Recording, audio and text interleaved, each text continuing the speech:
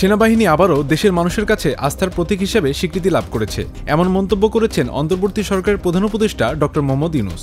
রবিবার সেনা সদর নির্বাচনী পর্ষদের উদ্বোধনী অনুষ্ঠানে তিনি বলেন, দেশের ক্রান্তিলগ্নে বাংলাদেশ সেনাবাহিনী দেশের মানুষের পাশে এসে দাঁড়িয়েছে।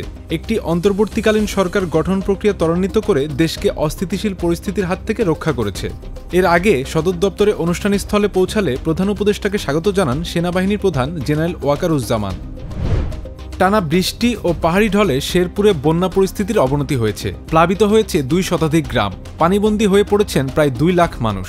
এদিকে শনিবার রাত থেকে ভারী বর্ষণে ময়মনসিংহের হালুয়াঘাট ও ধোবাউড়ায় নতুন করে প্লাবিত হয়েছে অনেক গ্রাম। অবিরাম কয়েকদিনের বৃষ্টি আর উজানের ঢলে গাইবান্ধায় নদ নদীর পানি বাড়তে শুরু করেছে।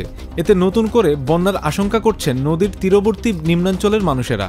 এদিকে গবেষণা প্রতিষ্ঠান Centre for Policy Dialogue CPD জানিয়েছে, দেশের পূর্বাঞ্চলে সাম্প্রতিক বন্যায় আনুমানিক 14,421 কোটি টাকা ক্ষতি হয়েছে।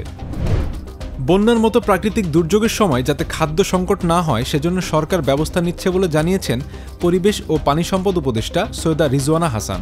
রবিবার রাজধানীতে জলবায়ু সহিষ্ণু সমাজের জন্য নারী বিষয়ক এক অনুষ্ঠানে তিনি বলেন, জলবায়ু পরিবর্তনের কারণে নারীরাই বেশি ক্ষতিগ্রস্ত হয়। সে কারণে অভিযোজনের জাতীয় পরিকল্পনায় নারীদের অংশগ্রহণ নিশ্চিত করার আশ্বাস দেন রিজওয়ানা হাসান। গাজায় একটি মসজিদে বিমান হামলা চালিয়েছে ইসরায়েল। এতে অন্তত 21 জন নিহত হয়েছেন। কাতার ভিত্তিক গণমাধ্যম আল জাজিরার খবরে বলা হচ্ছে, গাজার দেইর এল বালা এলাকায় আল আকসা মার্টিয়াস হাসপাতালের পাশে সাহদা আল আকসা মসজিদে ইসরায়েল এই বিমান হামলা চালায়।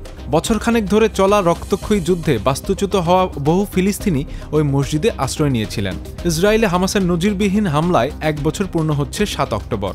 এদিকে বৈরুতের দক্ষিণ শহরতলিতে রাতভর হামলা চালিয়েছে ইসরায়েল। এ সময় প্রায় 30 দফা বিমান হামলা চালায় দেশটি। লেবাননের বিরুদ্ধে ইসরায়েলি আগ্রাসন শুরুর পরে এই রাতটি বৈরুতের সবচেয়ে সহিংস রাত হিসাবে আখ্যায়িত করেছে দেশটির জাতীয় সংবাদ সংস্থা এনএনএ।